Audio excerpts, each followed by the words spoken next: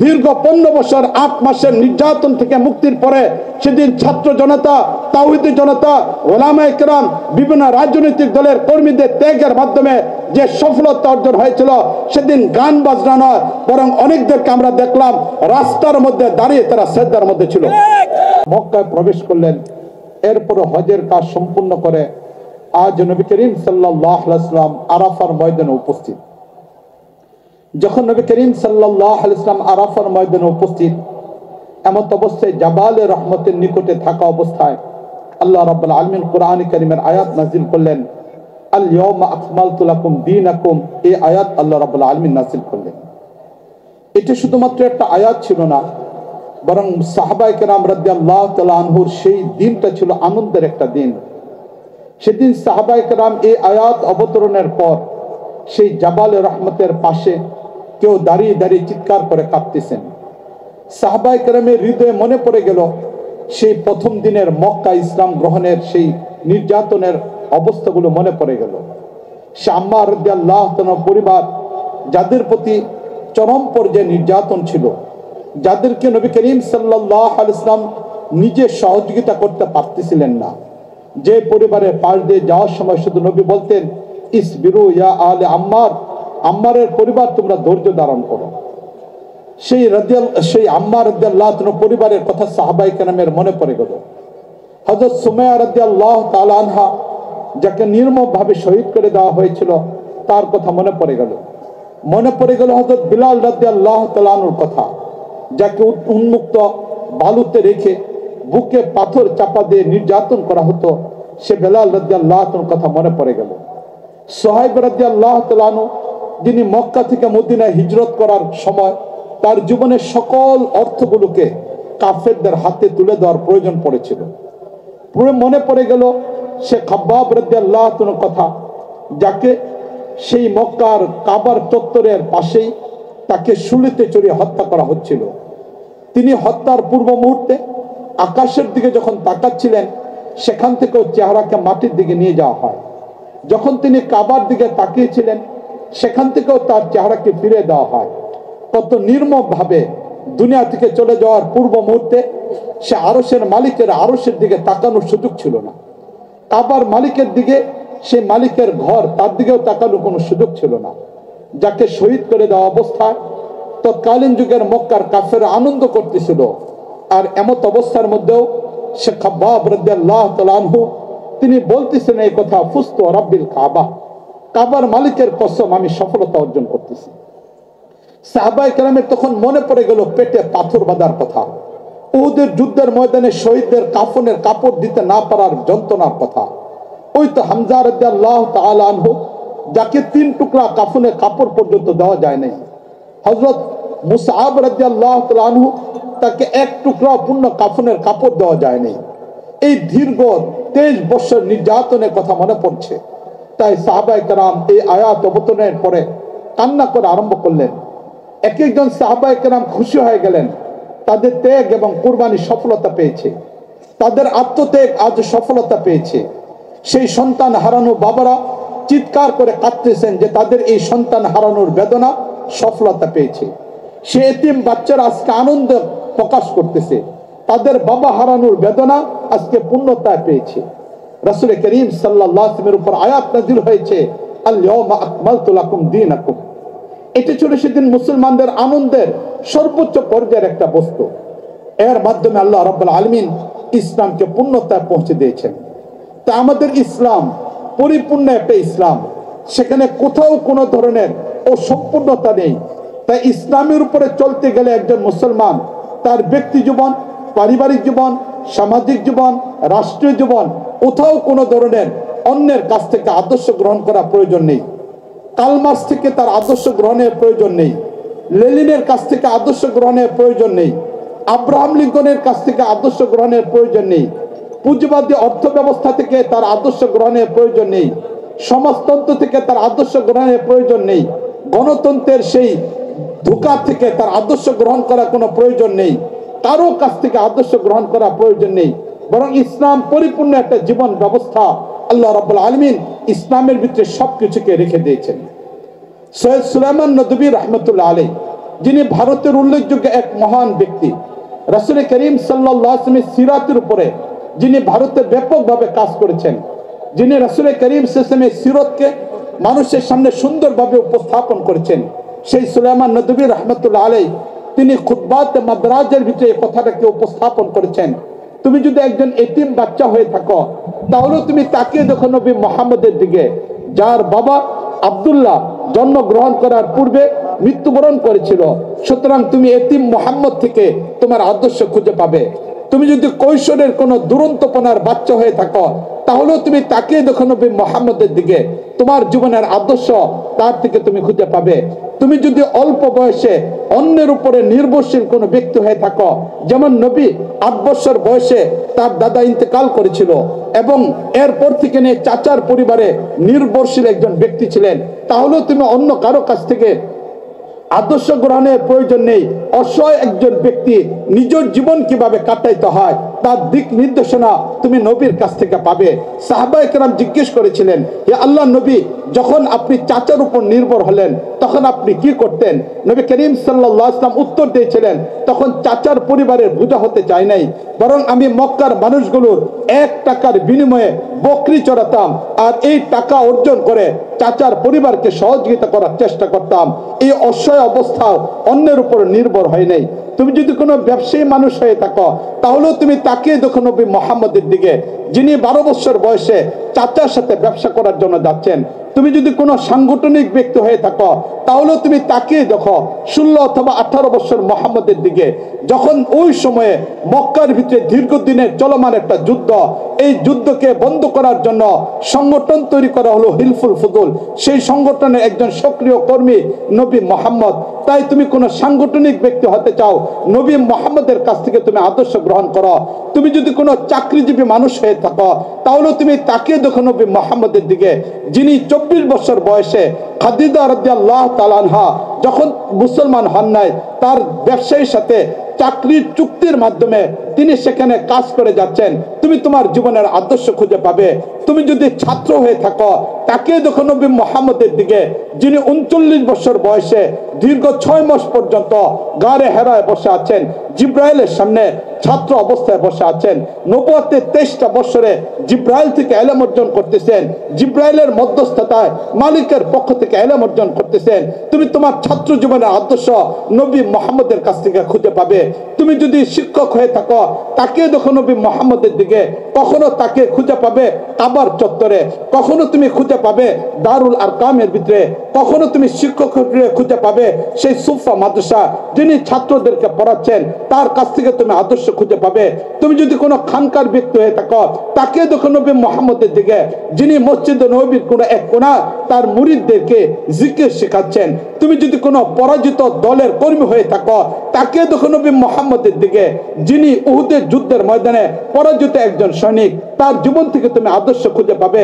তুমি যদি কোনো একজন রাজনীতিবিদ হয়ে থাকো, তাকে দেখো নবী মুহাম্মদের দিকে, মক্কা থেকে মদিনা যাওয়ার পথে যিনি মদিনায় গেলেন, যাওয়ার পরে তৎকালীন যুগের ইহুদি এবং খ্রিস্টান যারা মদিনায় বসবাস করত, তাদের সাথে রাজনৈতিক কার্যক্রমের মাধ্যমে মদিনায় খেলাফত মিনহাজুন নবুওয়াত তৈরি করে ফেললেন।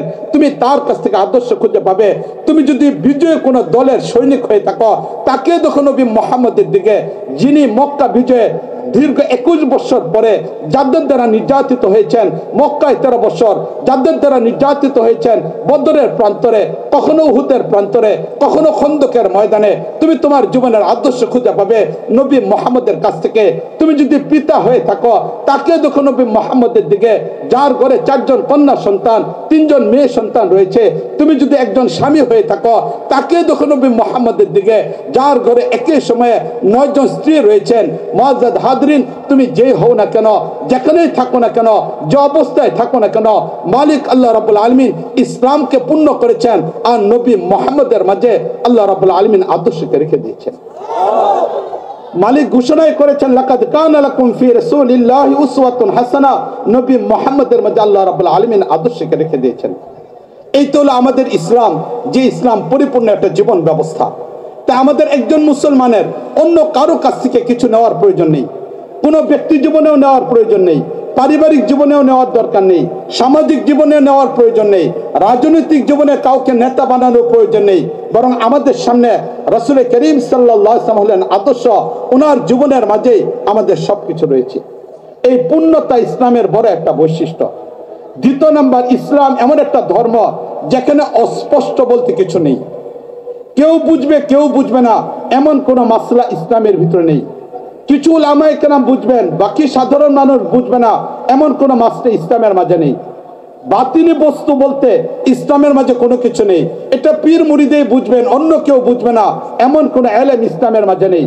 বরং ইসলাম পরিষ্কার পরিচ্ছন্ন একটা ধর্ম, সেখানে এমন বস্তু রয়েছে যা প্রতিটা মানুষ বুঝতে পারবে, প্রতিটা মানুষ আমল করতে পারবে, প্রতিটা মানুষ তার থেকে আদর্শ গ্রহণ করতে পারবে। আমাদের ইসলাম পরিপূর্ণ, যেমনি ভাবে পরিপূর্ণ তেমনি ভাবে পরিষ্কার একটা ধর্ম। রাসূল করিম সাল্লাল্লাহু আলাইহি ওয়াসাল্লাম হাদিসে মধ্যে ইরশাদ করেছেন, তারাকতুকুম আলা মিল্লাতি বাইদাই, আমি তোমাদেরকে পরিষ্কার একটা ধর্মের মাঝে রেখে যাচ্ছি। তারাকতুকুম আলা মিল্লাতি বাইদাই, পরিষ্কার একটা ধর্মের মাঝে তোমাদেরকে রেখে যাচ্ছি। লাইলুহা কানহারিহা, যে ধর্মের রাত্রগুলো দিনের মতো আলোকিত, রাত্র আসলে অন্ধকার হয়ে যা, দিন আসলে আলোকিত হয়ে যা। ইসলাম নামক ধর্মের ভিতরে রাতের অন্ধকার বলতে কোনো কিছু নাই, সেটা পুরাটাই দিনের আলোর দ্বারা আলোকিত। তাই ইসলামের ভিতরে বাতিনি বস্তু বলতে কিছু নেই। ইসলামের প্রতিটা বস্তু সেখানে মানুষ আমল করতে পারবে, সেখানে প্রতিটা বস্তু পরিষ্কার। তাহলে আমাদের ধর্মটা এমন একটা পরিষ্কার। তৃতীয় নম্বর, আমাদের ধর্মের তৃতীয় নম্বর বৈশিষ্ট্য হলো এই ইসলামের ভিতরে এমন কোনো বিধান নাই যে বিধানটা কোনো যুগের সাথে সম্পর্ক, কোনো সময়ের সাথে সম্পর্ক, কোনো ব্যক্তির সাথে সম্পর্ক, এমন নাই। বরং ইসলাম সর্বজনীন, সর্বযুগের মানুষ সর্ব অবস্থার মধ্যেও এই ইসলামকে পালন করতে পারবে। এটা হলো আমাদের ইসলামের তৃতীয় নাম্বার বৈশিষ্ট্য, যে এই ইসলাম এমন একটা ইসলাম যে ইসলাম প্রতিটা যুগ, মানুষ যদি সেই মরুভূমির যুগকে অতিক্রম করে, রাসূল করিম সাল্লাল্লাহু আলাইহি ওয়াসাল্লামের যুগ সেটা মরুভূমির যুগ ছিল, সেখানে উন্নত বাহন ছিল ঘোড়া, এক জায়গা থেকে আরেক জায়গায় মাল যাতায়াতের মাধ্যম ছিল উট, গাধা, খচ্চর। ওই যুগেও যেমন ইসলাম কার্যকর ছিল, এই যুগে যখন মানুষ মঙ্গল গ্রহে যাতায়াতে চিন্তা করতেছে, যখন মানুষ চাঁদে জায়গা কেনার প্রতিযোগিতায় লিপ্ত হচ্ছে, যখন মানুষ মুহূর্তের ভিতরে পৃথিবীতে এক জায়গা থেকে আরেক জায়গায় যাওয়ার চেষ্টা করতেছে, স্যাটেলাইটের মাধ্যমে, অত্যাধুনিক প্রযুক্তির মাধ্যমে মানুষ গোটা পৃথিবীটাকে একটা পরিবার বানিয়ে ফেললো, এমন অবস্থার ভিতরে ইসলাম মরুভূমির সেই ইসলাম এই উন্নয়নের যুগের মধ্যেও কার্যকর একটা ইসলাম। তাই এই যুগে ইসলাম অচল, এই যুগে ইসলাম চলবে না, এটা সম্পূর্ণ ধোঁকা একটা শব্দ। বরং কোনো ব্যক্তি যদি এই কথা বলে এই যুগে ইসলাম চলবে না, এই আধুনিক যুগে ইসলাম অকার্যকর, এই আধুনিক যুগে ইসলামী অর্থনীতি কার্যকর হবে না, এই যুগে ইসলামী রাষ্ট্র কার্যকর করা যাবে না, এই চিন্তা চেতনা যদি কেউ করে তাহলে সে মুসলমান থাকবে না, ইসলাম থেকে বের হয়ে যাবে। আমাদের ইসলামের তৃতীয় নাম্বার বড় বৈশিষ্ট্য, এটা যুগ উপযোগী একটা ধর্ম, সকল যুগে এটাকে কার্যকর করা যাবে। এই তিনটা বৈশিষ্ট্য যদি আমরা বুঝে থাকি, ইসলাম পূর্ণ। দ্বিতীয় নাম্বার, ইসলাম এটা অস্পষ্ট নেই, পরিষ্কার একটা ধর্ম।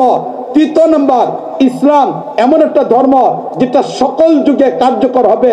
এবার মুআজ্জাদ হাজরিন, এবার আমরা এই জুলাই বিপ্লবের পরে এবার আমাদের বাংলাদেশের দিকে তাকিয়ে দেখি যে এই বাংলাদেশ একটা রক্তক্ষয়ী যুদ্ধের পরে, লম্বা একটা ত্যাগ আর কুরবানির পরে এখানে একটা বিপ্লব সংগঠিত হলো। এই সংগঠিত হওয়ার পরে এবার আমাদের এই দেশে ইসলাম কতটুকু আমরা কার্যকর করতে পারতেছি, এই বিষয়টাকে নিয়ে চিন্তা ভাবনা করি। যদি এই বিষয়টাকে নিয়ে চিন্তা ভাবনা করি, যারা ইসলামী দলগুলো না, যারা সম্পূর্ণ সেকুলার অথবা ভিন্ন চিন্তা চেতনার দলের সাথে সম্পর্ক, তারাও হয়তো আমাদের এই সময়টাকে নিয়ে তারা নতুন করে স্বপ্ন দেখতেছে, ক্ষমতা যাওয়ার চিন্তা ভাবনা করতেছে। ইসলামের নামে যে সকল দলগুলো রয়েছে এগুলোর দিকেও যদি আমরা লক্ষ্য করি, তাহলে এই জায়গাতেও আমরা দেখতে পাবো তারাও নতুন করে বাংলাদেশে ইসলামে একটা বিপ্লব তৈরি করার চিন্তা ভাবনা করতেছেন। বাস্তবিক পক্ষে আগের যে এই দেশের মানুষ ইসলামের প্রতি তাদের ভালোবাসা তৈরি হয়েছে, ঠিক না বলেন? এটা বিশেষ করে যে উদ্দেশ্যে সেই শাহবাগের মঞ্চ তৈরি করা হয়েছিল, যার বাহ্যিক দৃষ্টিকোণ ছিল এটা যে সেই যুদ্ধ অপরাধীদের বিচার, যদিও এটা বাহ্যিক একটা বস্তু ছিল, কিন্তু সেদিনের সেই আন্দোলনের রূপরেখা ছিল এটা, এদেশে ইসলামকে শেষ করে দেওয়া, এদেশ থেকে মসজিদকে শেষ করে দেওয়া, এদেশে রাসূলের ভালোবাসাটিকে বন্ধ করে দেওয়া, ইসলামের উপর আপত্তি, সেটাই ছিল সেদিনের মূল টার্গেট। কিন্তু মুআজ্জাজ হাজরিন, ওই সময়ের উপরে যখন উলামায়ে কেরাম, এদেশের ধর্মপ্রাণ মানুষ, তাওহীদি জনতা, বিশেষ করে আহমদ শফি রহমতুল্লাহ আলাইহি যখন খোলা চিঠি লিখলেন, পত্রিকাগুলিতে যখন চলে আসলো, তখন এরপরেই একের পর এক সেই শাহবাগীদের চিন্তা চেতনা পরাজিত হয়ে এদেশের মানুষ ইসলামের উপরে চলে আসলো। পৃথিবীর ইতিহাস এই কথা বলে, ভূপৃষ্ঠের কোন এক জায়গায় ইসলাম প্রতিষ্ঠার জন্য যদি রক্ত ঝরে, তাহলে সেই রক্ত পৃথিবীতে বৃথা যায় না। এটি হলো পৃথিবীর ইতিহাস। মুআজ্জাজ হাজরিন, আমাদের বাংলাদেশের কেউ গণতন্ত্র প্রতিষ্ঠার জন্য রক্ত দিয়েছে, কেউ সমাজতন্ত্র প্রতিষ্ঠা রক্ত দিয়েছিল, কিন্তু 2013 সেই মে মাসের 5 মে সেখানে ভিন্ন কোনো উদ্দেশ্য ছিল না। সেখানে উদ্দেশ্য ছিল এটা, নবীর ভালোবাসা, মুমিনের হৃদয়ের মধ্যে স্পন্দন। তাই নবীর ইজ্জতের উপর কেউ আঘাত করলে সেদিন যেন আইন কার্যকর হয়, তাদেরকে যেন ফাঁসি দেওয়া হয়, বাংলাদেশে 13 দফার মাধ্যমে যেন ইসলাম নিরাপদ থেকে যা। সেদিনের মানুষগুলোর উদ্দেশ্য কাউকে ক্ষমতা নেওয়া অথবা কাউকে ক্ষমতা থেকে নামানো সেদিনের উদ্দেশ্য ছিল না। সেদিনে একজন কর্মী আমরাও ছিলাম, শুরু থেকে শেষ পর্যন্ত ছিলাম। গোপনীয় বৈঠক, যে বৈঠকগুলো খুশুসিভাবে হতো, সেখানে উপস্থিত থাকার সুযোগ হয়েছিল। একদম প্রত্যেকটা ব্যক্তির উদ্দেশ্য কোনো অবস্থায় সেখানে কাউকে ক্ষমতা থেকে নামানো, ক্ষমতা ওঠানো ছিল না, ইসলাম যেন দেশে টিকে যায়, এটা উদ্দেশ্য ছিল। এই জন্য সেখানে রক্ত এটা কখনো বৃথা যেতে পারে না, এই রক্ত কখনো বৃথা যেতে পারে না। সেদিনে সেই তালিকা আমার নিজের কাছে 84 জনের ব্যক্তির তালিকা আমার কাছে রয়েছে, যাদেরকে শাপলা চত্বরে শহীদ করা হয়েছিল। সুতরাং যাদের তালিকা আমার কাছে রয়েছে, ওই সময় আমরা 2013 থেকে তালিকা তৈরি করা আরম্ভ করলাম এবং এই তালিকা আমার কাছে সংরক্ষিত রয়েছে। মুআজ্জাজ হাজরিন, 53 বছর পরে, 43 বছর পরে যদি নাম কাওয়াস্তে যারা যুদ্ধ অপরাধী তাদের ব্যাপারে আমি আলোচনাতে যাব না, কিন্তু এটার বিচার যদি হতে পারে, আমরা আশা করব শাপলা চত্বরে যাদের রক্ত ঝরানো হয়েছিল তাদের শাহাদতের বদলা এই বাংলার জমিতে 1000 বছর পর হয়ে যাবে ইনশাআল্লাহ। নারায়ে তাকবীর, আল্লাহু আকবার, নারায়ে তাকবীর, আল্লাহু আকবার। ইসলামের শত্রুরা হুঁশিয়ার শব্দ, হুঁশিয়ার শব্দ, ইসলামের শত্রুরা বড় তারা দলালেরা হুঁশিয়ার শব্দ, নারায়ে তাকবীর, আল্লাহু আকবার। তো মুআজ্জাজ হাজরিন বলতেছিলাম এই কথা যে পৃথিবীর ইতিহাসে কোথাও রক্ত ঝরলে সেই রক্ত বৃথা যায় না। বিশেষ করে দিন প্রতিষ্ঠার জন্য যখন আন্দোলন হয়, এই রক্ত কখনো বৃথা যায় না। গোটা পৃথিবীর ইতিহাসের দিকে আমি যাব না, শুধু যদি ভারত উপমহাদেশ ইতিহাসের দিকে আমি তাকিয়ে দেখি, তাহলে শুধু এতটুকুই বলতে চাই, 1833-এ বালাকোটের প্রান্তরে সৈয়দ আহমদ শহীদ রহমতুল্লাহ আলাইহি, ইসমাইল শহীদ রহমতুল্লাহ আলাইহি, আব্দুল হাই লখনবী রহমতুল্লাহ আলাইহি, ভারতের ইমামুল হিন্দ শাউলিউল্লাহ মুহাদ্দিস দেলবি রহমতুল্লাহ আলাইহি পরিবারের মাধ্যমে ব্রিটিশ বিরুদ্ধে যে আন্দোলন তৈরি হচ্ছিল, সেই আন্দোলনকে অবলম্বন করে শেষ পর্যন্ত 1806, 1817, 1818, 1833 বালাকোটের ময়দানে যখন সৈয়দ আহমদ শহীদ রহমতুল্লাহ আলাইহির মাধ্যমে, ইসমাইল শহীদ রহমতুল্লাহ আলাইহির মাধ্যমে, আব্দুল হাই লখনবী রহমতুল্লাহ আলাইহির মাধ্যমে বালাকোটের ময়দানে ইসলামকে টিকে রাখার জন্য ব্রিটিশদের বিপক্ষে জিহাদ হয়েছিল। সেই জিহাদের ভিতরে যদিও সেদিন ইসমাইল শহীদ রহমতুল্লাহ আলাইহি শাহাদাত বরণ করেছিলেন, যদিও সেদিন আহমদ শহীদ রহমতুল্লাহ ইন্তেকাল করেছিলেন, শাহাদাত বরণ করেছিলেন, আব্দুল হাই লখনবী রহমতুল্লাহ আলাইহি শাহাদাত বরণ করেছিলেন, কিন্তু পরবর্তীতে ভারতের স্বাধীনতা আন্দোলনের জন্য 1947-এর স্বাধীনতা আন্দোলনের জন্য সবচেয়ে বড় ভূমিকা পালন করেছিল সেই 1833-এ শাহাদাতের বালাকোটের রক্ত সেদিন ভূমিকা পালন করেছিল। তা আজকে এই মাহফিলে বলতে চাই, অন্য কোনো রক্ত নয়, অন্য কোনো রক্ত নয়, সেই 2013-র সেই 5 মের সেই শাপলা চত্বরের রক্ত এই জমিনে ইসলামী হুকুমত তৈরি করবে। কোরআনী সংবিধান বাস্তবায়ন হবে, মানব রচিত সংবিধানের পরিবর্তে কোরআনী কারিমের সংবিধান বাস্তবায়ন হবে। মুআজ্জাজ হাজরিন, সেই শাপলা চত্বরের রক্তের পর আমরা বাংলাদেশের অবস্থা ভিন্ন রকম দেখি। এই জায়গায় এখন মানুষের ভিতরে গণজোয়ার তৈরি হয়েছে, ইসলামের উপরে মানুষের আগ্রহ বেড়ে গিয়েছে। এর আগে ইসলামকে মিটানোর জন্য যে কর্মসূচি দেওয়া হলো, এবার যুবকরা ইসলামের দিকে আসা আরম্ভ হলো। আমরা লক্ষ্য করে দেখলাম বাংলাদেশের প্রত্যন্ত অঞ্চলে যেখানে একসময় যুবকরা নাটক করত, এবার তারা ইসলামী মাহফিল করা আরম্ভ করলো। সরকার ভারতের মাধ্যমে যেখানে ইসলামকে মিটানোর চেষ্টা করেছিল, এখানে যুবকরা ইসলামের উপরে চলে আসলো। মসজিদকে বন্ধ করার ষড়যন্ত্র ছিল, মসজিদগুলো উপচে পড়া, ভিড় আসা আরম্ভ হলো। একের পর এক ইসলামী জাগরণ তৈরি হলো।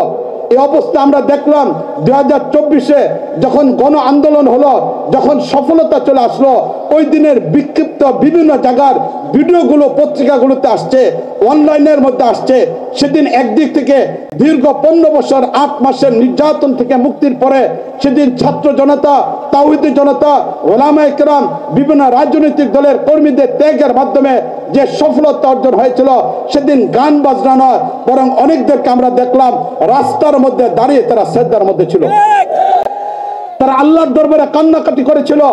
এর দ্বারাই বুঝে আসলো যে দেশের মানুষ হৃদয়ের মধ্যে ইসলাম, আর এই ইসলাম হৃদয়ের মধ্যে থাকার কারণে এই দেশ থেকে ইসলামকে কেউ মিটাতে পারবে না, ইসলামকে শেষ করে এখানে সম্ভব না।